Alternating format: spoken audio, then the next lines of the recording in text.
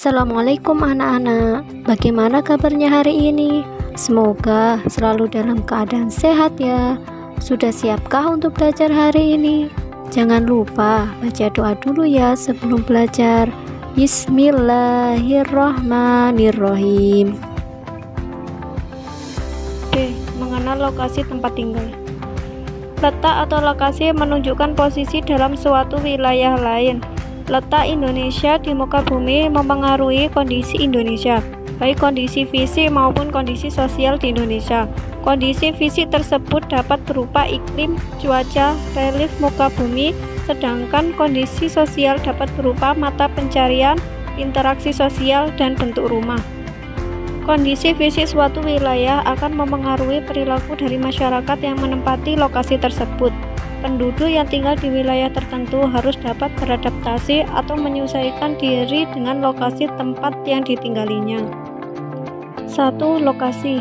Lokasi merupakan elemen penting dalam mengenal lokasi tempat tinggal di sekitar kita, sebab elemen yang digunakan sebagai orientasi dalam mengkaji fenomena yang terjadi di muka bumi. Lokasi didefinisikan sebagai tempat di mana titik atau objek tertentu ada. Istilah lokasi memiliki keterkaitan dengan tempat yang dapat dinyatakan dalam sebuah wilayah, seperti permukiman kota, desa, atau bahkan situs arkeologi. Lokasi dapat dinyatakan secara absolut maupun relatif sebagai berikut. A. Lokasi absolut merupakan lokasi suatu tempat di permukiman bumi yang dinyatakan dalam garis lintang dan bujur dalam bentuk koordinat. B. Lokasi relatif merupakan letak suatu wilayah yang didasarkan oleh orientasi sebuah objek ataupun wilayah lain sebagai orientasinya, misalnya menggunakan orientasi arah, rute, dan waktu pada sebuah wilayah. Lokasi absolut dan lokasi relatif di Indonesia memiliki dampak dan pengaruh masing-masing. Lokasi absolut di Indonesia yang berhubungan dengan garis lintang dan bujur berpengaruh terhadap iklim, cuaca, dan zona waktu di Indonesia. Adapun lokasi relatif yang berhubungan dengan letak terhadap pulau dan negara lain berpengaruh terhadap interaksi sosial, budaya, hingga dinamika penduduk. Berikut letak Indonesia berdasarkan letak astronomis, geografis, dan geologis. A. Letak astronomis. Letak astronomis artinya peninjauan terhadap posisi suatu tempat dengan cara memperhitungkan kedudukannya dari lintang dan bujur yang ada pada bola bumi. Dengan kata lain, letak astronomis berarti posisi suatu tempat berdasarkan garis bujur dan garis lintang. Secara astronomis, Indonesia terletak pada 6 derajat lintang utara sampai 11 derajat lintang selatan dan 95 derajat bujur timur sampai 141 derajat bujur timur. Batas paling utara melintasi Pulau W, Nanggro Aceh, Darussalam. Batas paling selatan melintasi Pulau Roti, Nusa Tenggara Timur. Batas paling barat melintasi Pulau Brewe, Nanggro Aceh, Darussalam, dan batas paling timur melintasi pertengahan Pulau Papua, yaitu Merauke. Adapun pengaruh lokasi astronomis terhadap lingkungan wilayah Indonesia atau umumnya semua wilayah di dunia, yaitu menyebabkan terdapatnya perbedaan waktu. Ketika bumi melakukan rotasi menempuh waktu kurang lebih 24 jam untuk satu lingkaran penuh 360 derajat, jika dibagi 24 akan didapat angka 15. Artinya, setiap 15 derajat menempuh waktu 1 jam atau 60 menit. Jika kita melihat selisih garis bujur di wilayah Indonesia yang membentang dari barat sampai ke timur adalah 141 derajat diambil 95 derajat sama dengan 46 derajat. Oleh karena itu, setiap wilayah yang terlintasi oleh beberapa garis tersebut memiliki selisih waktu yang berbeda. Berikut merupakan keuntungan dan kerugian letak astronomis Indonesia. 1. Keuntungan letak astronomis Indonesia. Berikut keuntungan letak astronomis Indonesia. A. Letak wilayah Indonesia secara astronomis menyebabkan hanya ada 2 iklim saja. Hal ini menyebabkan seluruh wilayah akan disinari oleh sinar matahari dan tidak pernah ada musim dingin. B. Indonesia memiliki iklim tropis yang menjadikan banyak area hutan hujan tropis yang ada di Indonesia hingga menjadi paru-paru dunia. C. Wilayah Indonesia memiliki curah hujan tinggi, sehingga tidak pernah terjadi kekeringan. D. Curah hujan yang tinggi membuat Indonesia memiliki struktur tanah yang subur. Hal ini membuat banyak daerah di Indonesia yang dijadikan area pertanian atau perkebunan. 2. Kerugian letak astronomis Indonesia. Berikut kerugian letak astronomis Indonesia. A. Negara ini mempunyai temperatur yang sangat tinggi, yaitu antara 26 derajat Celcius sampai 28 derajat Celcius. B. Mempunyai curah hujan yang sangat tinggi yang dapat mencapai 200 mm per tahunnya. C. Menyebabkan negara ini memiliki 3 pembagian waktu, yaitu waktu Indonesia Timur, waktu Indonesia Tengah, dan waktu Indonesia Barat. 3. Pembagian waktu di Indonesia. Letak Indonesia secara astronomis menyebabkan pembagian waktu di Indonesia menjadi 3 bagian. Berikut merupakan pembagian waktu di Indonesia. A. Waktu Indonesia Barat atau WIB. Waktu Indonesia bagian Barat salah satu pembagian waktu di Indonesia yang ada di garis 1-5 derajat bujur timur. Perbedaan waktu dengan wilayah zona bagian tengah selama 1 jam. Adapun dengan wilayah di bagian timur, maka perbedaan waktunya itu 2 jam. Wilayah Indonesia yang ada di zona WIB adalah Jawa, Sumatera, Kalimantan bagian tengah dan barat hingga Madura. Pada provinsinya, yakni DKI Jakarta, Jawa Barat, Jawa Timur, Jawa Tengah, Banten, Daerah Istimewa Yogyakarta, Aceh, Sumatera Barat, dan Sumatera Utara. Kemudian Kepulauan Riau, Jambi, Riau, Sumatera Selatan, Bangka Belitung, Lampung, Bengkulu, Kalimantan Tengah, dan Kalimantan Barat. Wita berada pada garis 120 derajat bujur timur. Pembagian waktu di wilayah Wita sangat berbeda dengan pulau lainnya. Jika di wilayah lain pukul 10 Wita, di wilayah bagian barat pukul 9 WIB, dan di bagian timur pukul 11 WIT. Wilayah yang masuk dalam zona Wita adalah Bali, Kalimantan, bagian utara, timur, dan selatan, Sulawesi, Nusa Tenggara Barat, NTB, hingga Nusa Tenggara Timur, NTT. C. Waktu Indonesia Timur atau WIT.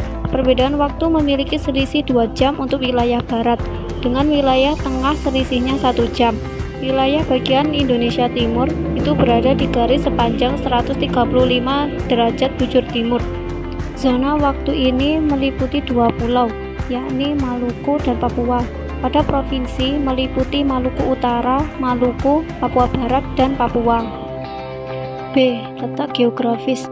Indonesia terletak di antara 2 samudra besar, yaitu Samudra Hindia dan Samudra Pasifik. Memiliki dampak angin laut yang membawa banyak hujan. Hal ini juga yang membuat Indonesia beriklim tropis. Selain itu, letak geografis Indonesia juga menyebabkan Indonesia memiliki 2 musim, yaitu musim kemarau dan musim penghujan. Hal ini dipengaruhi oleh angin musim yang berembus setiap setengah tahun sekali. Indonesia secara geografis dibatasi oleh lautan maupun daratan yang merupakan wilayah dari negara lain. Berikut batas wilayah Indonesia secara geografis. 1. Batas wilayah Indonesia bagian utara.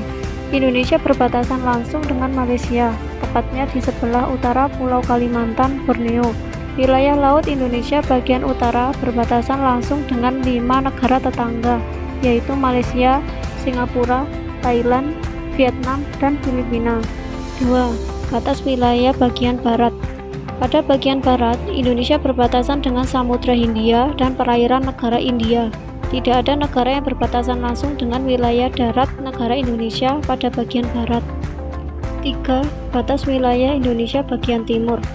Pada bagian timur, Indonesia berbatasan langsung dengan daratan Papua Nugini dan perairan Samudra Pasifik. Indonesia dan Papua Nugini telah sepakat berhubungan bilateral antara kedua negara tentang batas-batas wilayah negara mereka. 4. Batas wilayah Indonesia bagian selatan.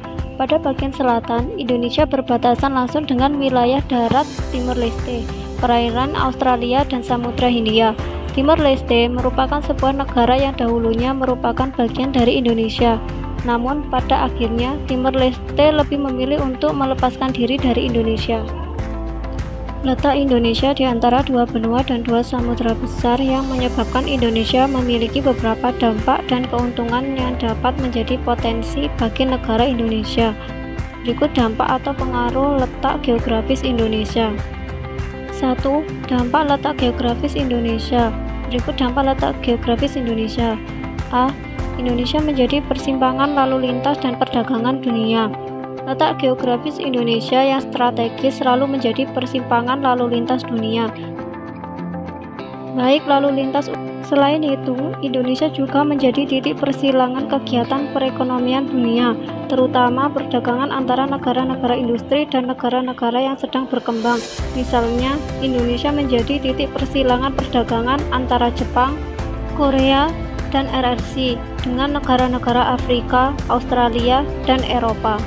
B. Indonesia memiliki 4 titik sempit dari 10 titik di dunia. Titik sempit adalah alur pelayaran utama internasional yang dilalui oleh berbagai kapal niaga dan kapal-kapal lainnya.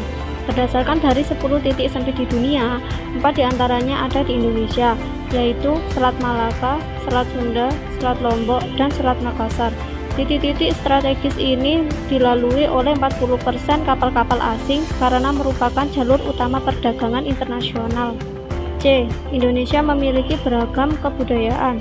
Beragamnya kebudayaan, agama, bahasa, dan seni di Indonesia dipengaruhi oleh orang-orang asing dari berbagai bangsa yang masuk ke Indonesia. Selain berdagang dan berlayar, mereka juga menyebarkan kebudayaan dan agama di Indonesia. D. Indonesia memiliki 2 musim. Letak geografis Indonesia yang diapit oleh 2 benua dan 2 samudra, serta dirintasi oleh garis khatulistiwa menyebabkan Indonesia dilalui oleh angin monsun barat dan angin monsun timur. Angin monsun barat bergerak dari benua Asia, kemudian melewati Samudra Hindia menuju ke benua Australia. Angin monsun barat ini membawa uap air dalam jumlah besar, sehingga menyebabkan musim penghujan di Indonesia. Angin monsun timur bergerak dari benua Australia menuju ke benua Asia. Angin monsun timur membawa udara kering dari gurun pasir di bagian utara benua Australia dan juga hanya melewati laut yang sempit. Angin monsun timur menyebabkan Indonesia mengalami musim kemarau. E. Adanya fenomena Arlindo, arus lintas Indonesia. Letak geografis Indonesia menyebabkan terjadinya fenomena Arlindo. Fenomena tersebut terjadi karena perbedaan gradien tekanan yang memicu aliran arus dari Samudra Pasifik ke Samudra Hindia.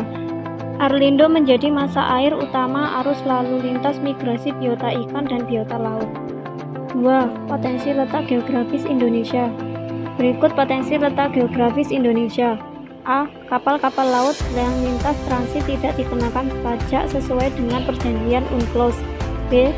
Kapal-kapal asing yang melewati titik-titik strategis, titik sempit diberikan jaminan pelayanan dan pengamanan oleh Indonesia. C. Lokasi strategis Indonesia mempermudah perdagangan dari negara-negara di benua Asia ke Australia dan sebaliknya. D. Lokasi strategis Indonesia memberikan kemudahan pemasaran produk-produk buatan negara-negara Asia. E. Banyaknya investasi oleh negara-negara Asia karena letak Indonesia yang strategis. 3. Keuntungan letak geografis Indonesia. Berikut keuntungan letak geografis di Indonesia. A. Keuntungan letak geografis Indonesia di bidang ekonomi sebagai berikut. 1. Penambah devisa negara. 2. Sebagai pusat perekonomian di antara 2 samudra dan 2 benua. 3. Sebagai jalur perdagangan internasional. B. Keuntungan letak geografis Indonesia di bidang komunikasi sebagai berikut. 1. Kaya akan beragam bahasa. 2. Indonesia dapat menguasai bahasa asing secara tidak langsung. 3. Dituntut untuk bisa berbahasa Inggris karena merupakan jalur lintas internasional. C. Keuntungan letak geografis Indonesia di bidang transportasi sebagai berikut. 1. Peningkatan transportasi untuk tujuan wisata. 2. Percepatan infrastruktur di daerah-daerah. 3. Peningkatan transportasi laut secara maksimal. D. Keuntungan letak geografis Indonesia di bidang sosial budaya sebagai berikut. 1. Pakaian Indonesia semakin modern. 2. Dapat dengan mudah menyebarkan budaya Indonesia. 3. Adanya akulturasi budaya asing dan budaya lokal.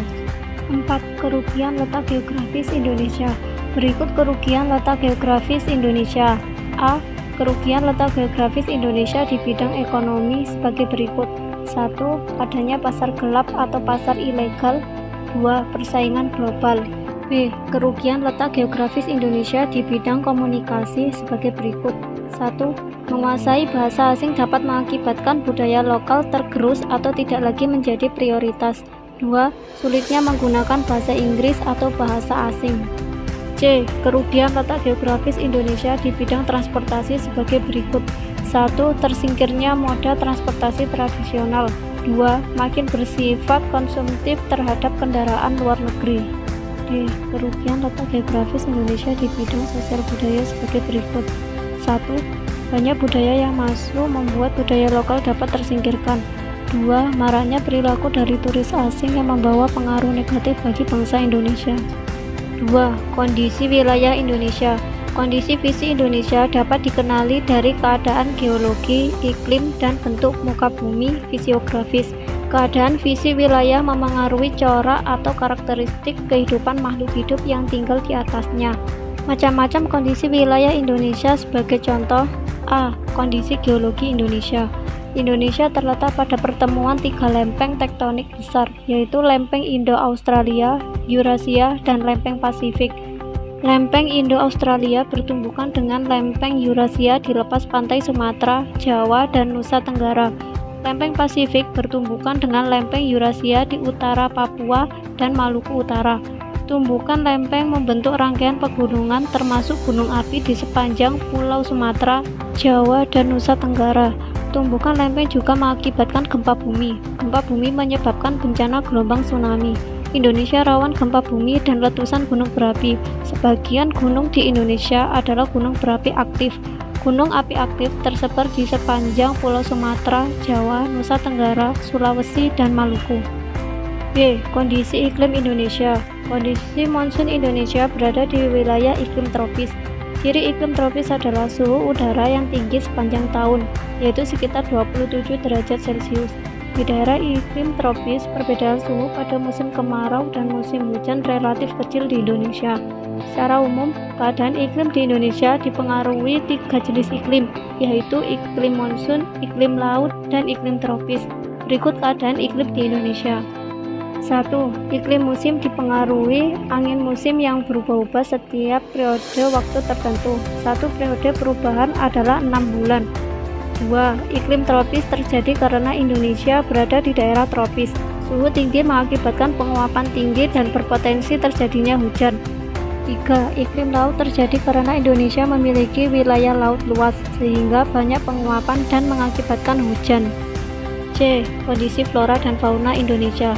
Keragaman hayati Indonesia termasuk 3 besar di dunia, bersama dengan Brazil di Amerika Selatan dan Zaire di Afrika. Di Indonesia terdapat 8.000 jumlah spesies tumbuhan dan 2.215 spesies hewan yang sudah teridentifikasi. Spesies hewan terdiri atas 515 mamalia, 60 reptil, 1.519 burung, dan 121 kupu-kupu. Besarnya keanekaragaman hayati di Indonesia terkait erat dengan kondisi iklim dan kondisi visi wilayah. Suhu dan curah hujan yang besar memungkinkan tumbuhnya beragam jenis tumbuhan. 1. Persebaran flora di Indonesia. Flora di Indonesia dapat dibedakan menjadi 2 kelompok besar, yaitu Indo-Malayan dan Indo-Australian. Berikut yang termasuk persebaran flora di Indonesia. A. Flora Indo-Malayan meliputi kawasan Indonesia Barat, yaitu Sumatera, Kalimantan, Jawa, dan Bali. B. Flora Indo-Australian meliputi tumbuhan di kawasan Indonesia Timur, yaitu Sulawesi, Nusa Tenggara, Maluku, dan Papua. Berbagai jenis flora itu dimanfaatkan untuk memenuhi kebutuhan manusia sebagai bahan furnitur, bahan bangunan, bahan makanan, dan lain-lain. 2. Persebaran fauna di Indonesia. Fauna Indonesia dikelompokkan menjadi 3 corak, yaitu fauna bagian barat, tengah, dan timur. Garis yang memisahkan fauna Indonesia bagian barat dan tengah disebut garis Wallace. Garis yang memisahkan fauna Indonesia bagian tengah dan timur disebut garis Weber. Berikut yang termasuk persebaran fauna di Indonesia. A. Fauna bagian barat disebut tipe asiatik. Fauna bagian barat memiliki ciri atau tipe seperti fauna Asia. Fauna tersebut mencakup wilayah Sumatera, Jawa, Bali, dan Kalimantan. Contoh: gajah, macan, tapir, banteng, badak berdura satu, monyet, orangutan, tokek, biawak, kura-kura, terenggiling, burung hantu, gagak, jalak, elang, merak, dan pesut. B. Fauna timur disebut tipe australis. Fauna bagian timur memiliki ciri atau tipe mirip benua Australia. Fauna tersebut mencakup wilayah Papua, Halmahera, dan Kepulauan Aru. Contoh kanguru, beruang, walabi, kuskus, biawak, buaya, cendrawasih, kasuari, nuri, udang, dan lain-lain. C. Fauna bagian tengah disebut fauna endemis. Fauna tipe peralihan yang mempunyai ciri atau tipe berbeda dari fauna asiatis dan australis. Fauna mencakup wilayah Indonesia Tengah seperti Sulawesi, Maluku, contoh anoa, ikan duyung, monyet hitam, kuda, sapi, monyet sabah, beruang, tarsius, banteng, biawak, komodo, buaya, maleo, burung dewata, mandar, raja udang, dan rangkong. 3. Pemahaman lokasi melalui peta.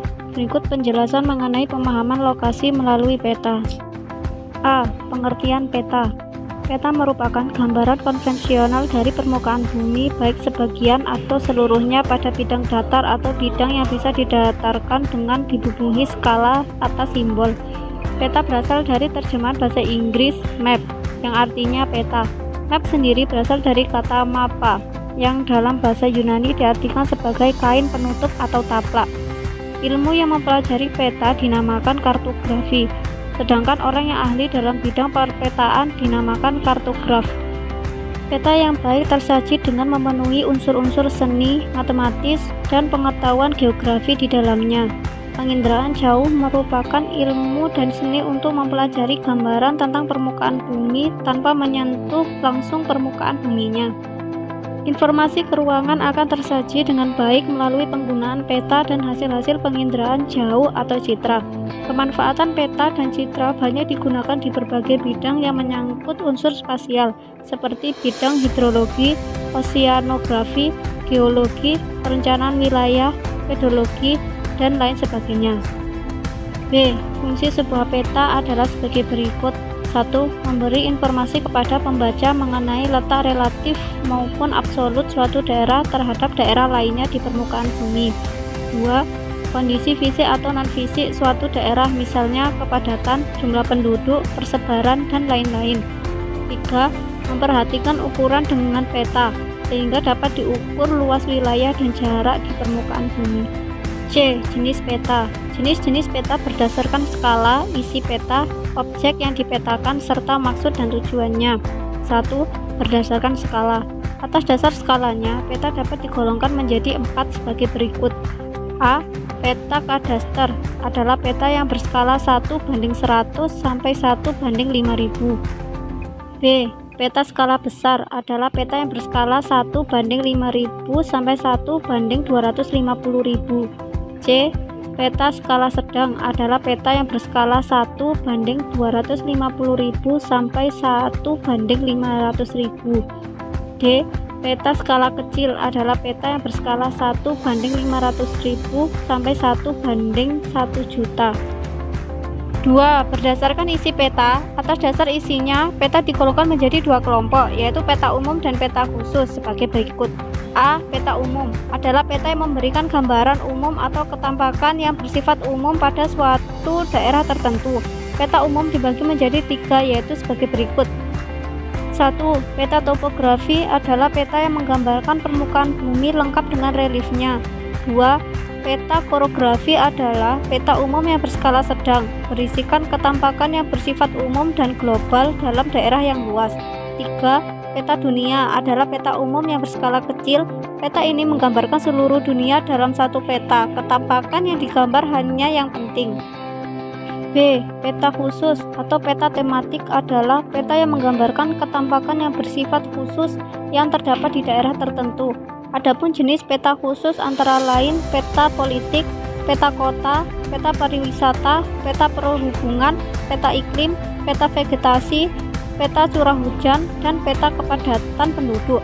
Guna membuat peta khusus dibutuhkan peta dasar informasi yang akan dipetakan. 3. Berdasarkan objek yang dipetakan. Berdasarkan objek yang dipetakan, peta dapat dibedakan sebagai berikut. A. Peta statis atau stasioner adalah peta yang menggambarkan keadaan yang relatif tetap atau jarang berubah, misalnya peta jenis tanah dan peta geologi.